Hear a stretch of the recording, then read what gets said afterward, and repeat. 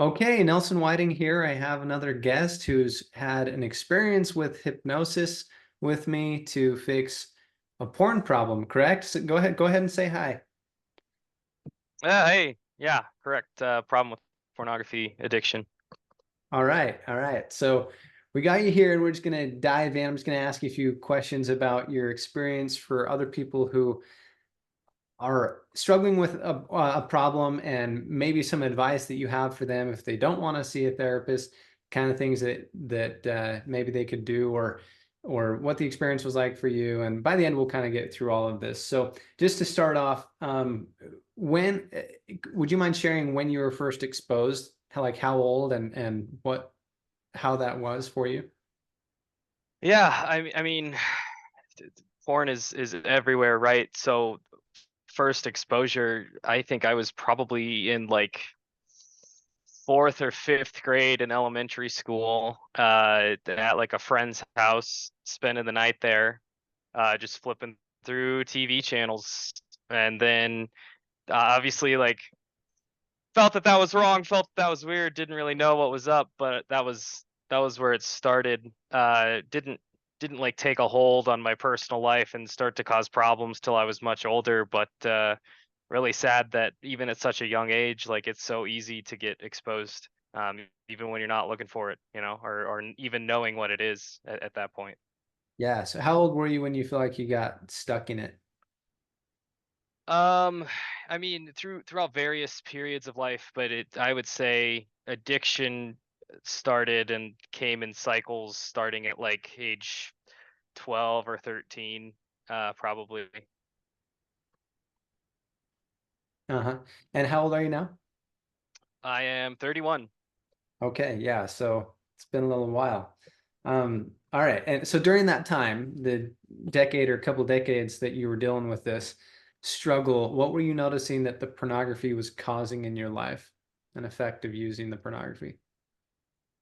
Um, it came in waves, and I think every time we were in a wave of like heavy pornography use, masturbation, just that cycle, it brought with it just a massive uh decrease in self-confidence, in direction, desire, motivation in life.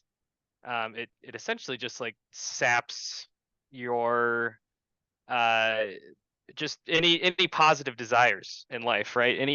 Any drive you have to do good, to change yourself, to change your life, it's draining. It's very makes it very difficult to wake up, be happy, and live a productive life overall. And because it affects like your life so deeply, like I don't think you could really quantify the damage that it does, just because it can be pervasive throughout every aspect of your life without really you even noticing.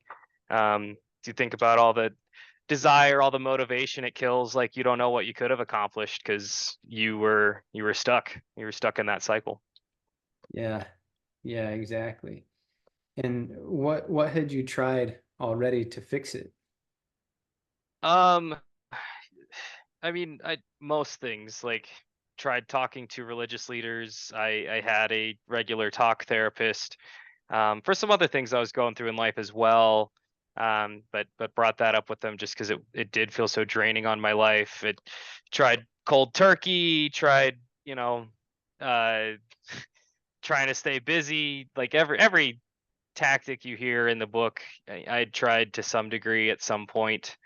And well, I'd say, I mean, trying and motivating yourself in any degree is more successful than not. So each one of them to some degree would help, I'd say, but none of them, really had any lasting success or lasting impact. Yeah.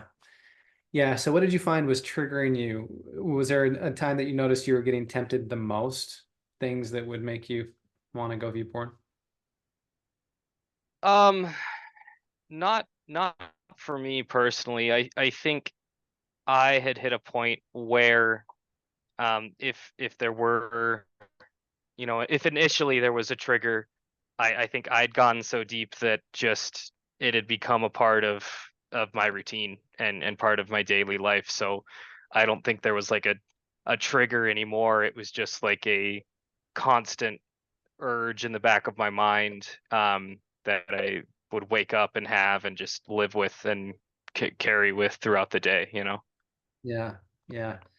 Okay. So when you came across um, my advertisement or whatever it was that you saw, where I was claiming that I could help people fix this very, very quickly, like sometimes in the middle of one session, what were the thoughts going through your head?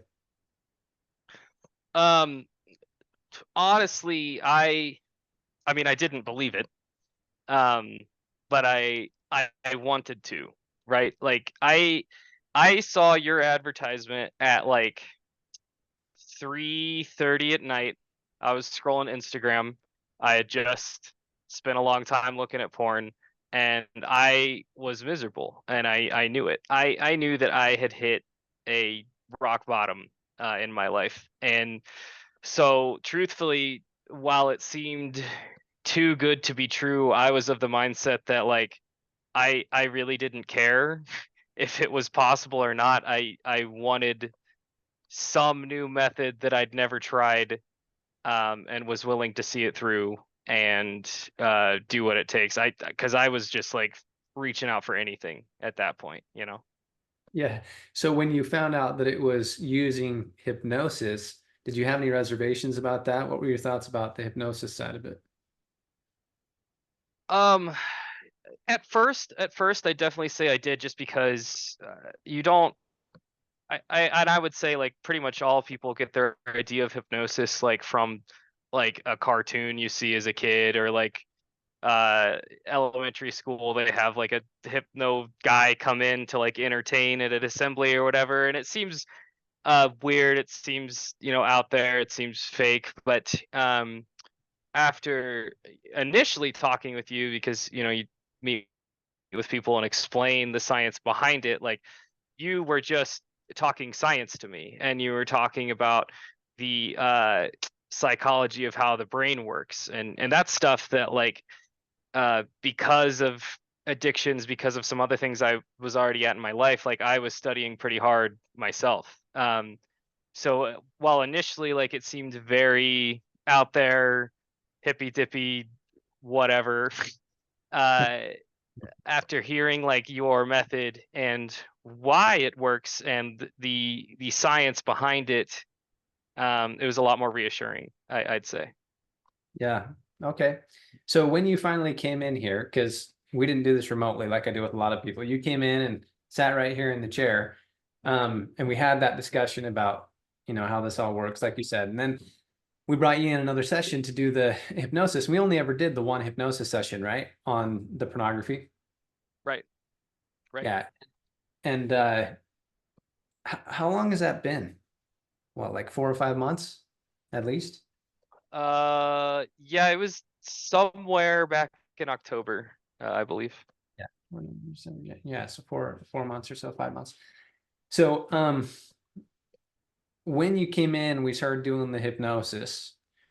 What was your experience listening to what I was telling you? Is your maybe the idea of going down into trance, what that felt like? Because people have such a weird idea about what hypnosis is. And some of it is warranted because every person kind of experiences going deep internal a little bit differently. But what was your experience with the whole trance state?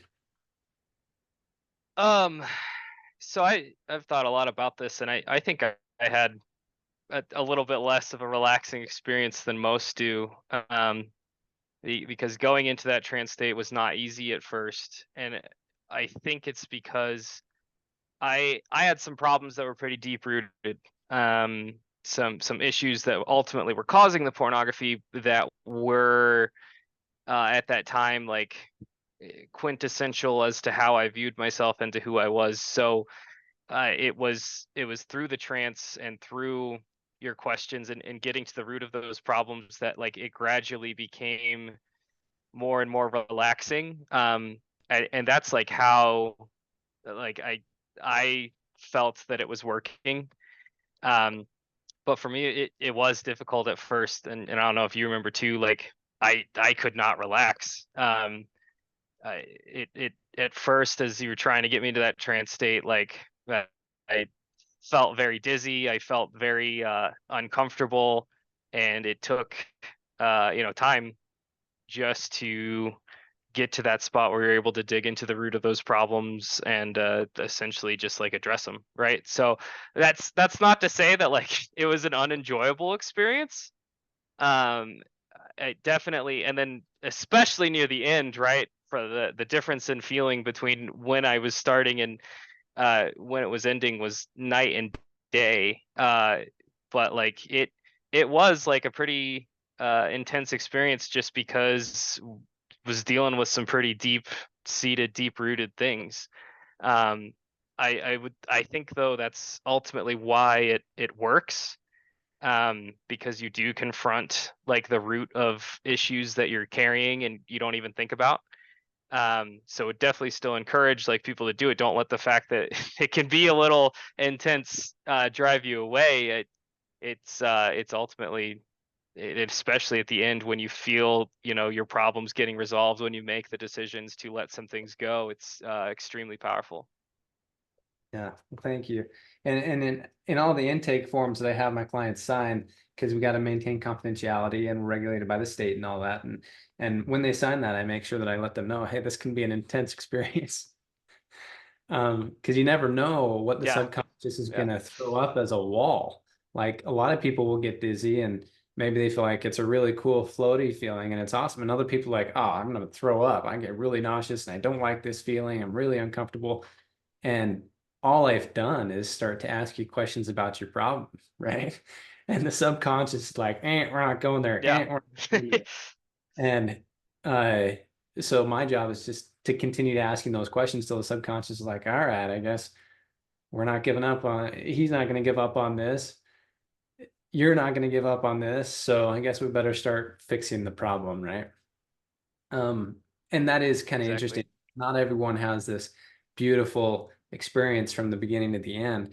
And that's, I think, how it should be, because ultimately you're going deep into a dark part of you where darkness is, and you got to kill off some of that psychology of, the fourth or fifth grader that got sucked into the pornography. You got to kind of kill off that psychology. This is like the classic initiation experience for turning boys into men, right? Where they can assume manhood because they remove themselves from all that stuff that's stuck. And like any initiation, there's intense pain involved sometimes, Yeah. and then emotional and mental pain sometimes, changing the identity. So, um, and would you mind sharing? Do you remember what maybe the issue was with you that was causing the pornography, and maybe what the answer was that helped you fix it? Yeah. So for me, and I don't want to get too deep into it because it does involve just a lot of other personal things that I was going through in life. But essentially, like so much stuff had piled into my life, that I was just living in a state of constant fear. There was a lot of big changes, big unpleasant changes that I saw in my future, a ton of uncertainty in almost every aspect of my life, emotional, spiritual, physical. I was just kind of at a low point, or and dealing with some things, and all of these emotions had piled up on me to just create a constant fear response. I was terrified of my daily life. I was terrified of the future, and without realizing it, like this fear that I was living with was keeping me stuck um, in the life that I was living, and so that included like a pornography addiction, right? So it really wasn't until I could address um, what I was so afraid of and why it was having a hold on me that I was able to let it go. And ultimately, like the conclusion that I came to with your help is that like this fear isn't serving me, right? Like it's natural for the body to experience fear. It's a response that's meant to keep us safe, but for me, it was not keeping me safe. It was just keeping me in a place of misery. And so once recognizing that, being able to, you know, say like, hey, I don't know what life's going to be, but like I don't need to fear it, and I don't need to let fear uh, be like in control of my life. It became very easy to. I think that's really to go back to your previous question, like that's when finally like I stopped feeling so dizzy. I stopped feeling like I was nauseous, and I recognized that like I am in control, right? And so I can choose the life that I want to live, and I don't have to be stuck in my patterns, and debilitating addictions. Yeah. Yeah. Yeah. And I'm glad that you shared it the way you did, because a lot of people would look at pornography and say, "Oh, why are you stuck in that? You got to get rid of the pornography. Just delete the social media and get rid of the stimulus, or, find some way to get rid of the pornography itself," as if that's the problem. And, I wrote that whole book. Your problem isn't pornography. People come in, they're like, "Oh, my problem's pornography." It's like, no, that's what you're using to treat the problem, Yeah, right? yeah, and truthfully, like that's why other methods that I tried in the past hadn't worked. Because I mean, it makes sense from a logical standpoint, right? Like, okay, if I am accessing pornography on social media, I'll just get rid of social media. And like, yeah, you're trying your best, but when you're dealing with emotions, like logic doesn't really come into play, right? So you can delete your social media, you can go months, even years, being like, okay, I got rid of that. Now I don't look at porn anymore. But like if you haven't solved the problem for why you were looking at it in the first place, it will come back at some point and you'll be forced to reckon with it. Yeah. So speaking of, it's been 4 or 5 months. Has it come back? Have you had to reckon with it? Has there been some big urges and motivations that you to look at porn that you haven't been able to handle since we met? No, not at all. I mean, it's been 5 months. I live a life where I use the internet, so yeah, I've seen porn, but it has no hold over me. It has no desire, and when I've seen it, it's been very easy to just like, oh, click off, click back away, whatever. It just no longer holds that power over me that it did before, because I've come to recognize that like using it the way I was trying to solve the wrong problem, and it was not a cure, and it was not a medicine, and it didn't do anything for my life. So even like having seen it post hypnotherapy, like I see it and I'm just like, this doesn't have anything to offer me. It's not going to solve my problem. And knowing that is the key, right? Because before, like we said, I was using it to address a different problem, and as ineffective as that was, like that's what was causing it. And now knowing that like it's not a solution to any problem, like it doesn't have that power that it once had. But how does that make you like think and feel now that you have such a 180-degree turn away from that? Like, boom, it's done. Like that's a past life, past chapter, and that's closed door on that. I mean, what do you think about now it's just like gone? It, it it's hard to believe, right? Like it's the exactly how I was thinking about when I first saw your ad, right? Like this sounds too good to be true, and like it is. And truthfully, like I don't think I'd be believing it if I wasn't living it. And like the more time that's gone by, like I've had moments where I'm just like I can't believe how different my life is now compared to just a few months ago, right? Because like it is that 180-degree turn, and actually like at a moment not too long ago where like used to be like when I was trying other methods, it was like, oh, like I've gone 3 days, oh, I've gone a week or whatever, and like tried to celebrate that as an accomplishment.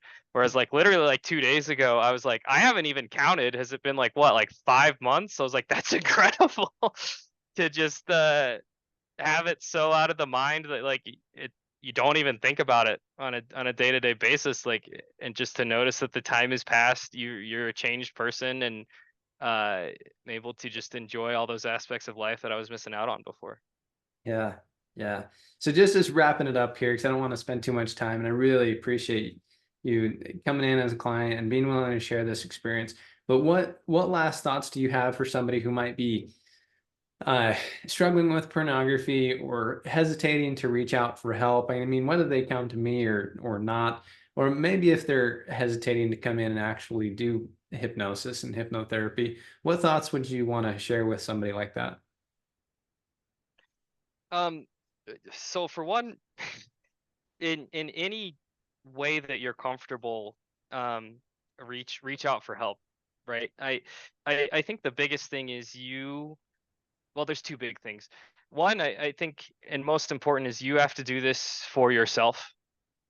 You have to recognize that you are not happy with where you're at, and that your actions are what's bringing you down, and you have to be willing to do what it takes to change for yourself. If you're doing this because a spouse, a loved one, a friend, whoever is the one pushing this change, it's not going to stick. And it kind of sucks that like you have to hit that personal point of rock bottom where you're just like, I'm going to do whatever it takes to fix this.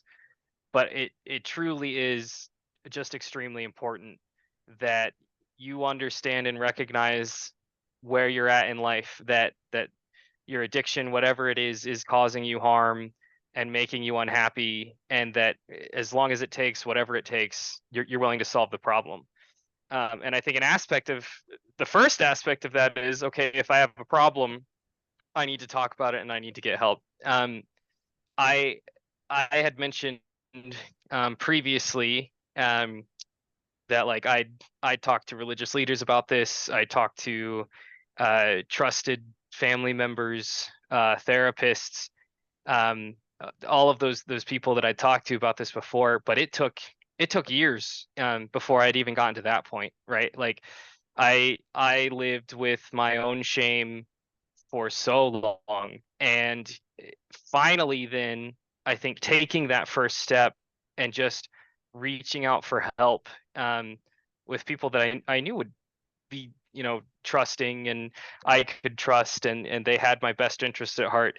uh, Obviously it didn't work in the long time term to solve the problem, but it opened those doors that eventually led me to meeting with you, right? It's so important that you ask for help, because even if you don't think that like this is really going to solve your problem, it's like if you take steps in that direction, if you're willing to share this problem with a trustworthy confidant, like you then can have the strength to eventually discover what it's going to take to get rid of this addiction, right? So I think the most important things, one is that you have to hit that point for yourself, and you have to recognize that you want to make this change for your own life. And then two, take whatever small step in that right direction you can. If it's just talking to someone about it and you've never done that before, like that's a huge win. And then from that step, try something else. I think once you're in that mindset, whether or not like you end up going to hypnotherapy, whatever, like you will win in the end if you take that mindset of just taking smaller steps in the right direction that you want to hit. So it's not easy. Hitting that rock bottom and deciding that for yourself is very difficult, and then especially with addictions like this that like use shame to keep you trapped in the loop. Like telling someone feels like it's going to be miserable and the absolute worst experience of your life. But the baby steps that you take, and like you tell a trusted friend, and they are there for you and give you that support, it makes it easier to tell a therapist, and then they come from a place of non-judgment and they give you that support. And then like ultimately that's what then led me to meeting with you, where I was like, you know what, I don't even know about this, and this could be total junk, but it's like, but I have a support net, and I'm willing to take the next step and try something new. And it worked out wonderfully. So if you are struggling, just, decide for yourself to change and then take whatever baby step you can in the right direction. And that's the right path. And eventually, if you keep at it, you will be able to overcome. Awesome. Thank you again so much. I really appreciate you sharing your experience for people. Yeah, no problem.